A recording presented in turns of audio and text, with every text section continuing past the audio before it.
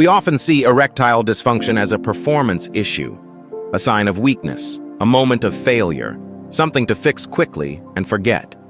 But what if it's not about performance at all? What if it's your body's way of asking for help?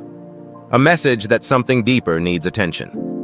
Erectile dysfunction isn't just a physical symptom, it's a signal from your body, your emotions, your energy, stress, fatigue, disconnection, even unhealed wounds that the mind tries to silence.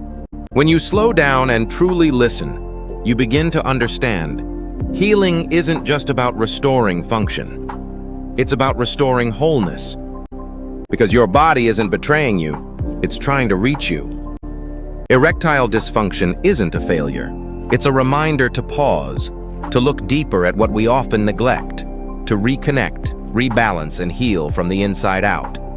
Through Reiki healing, you begin to realign your energy and rediscover your strength from within.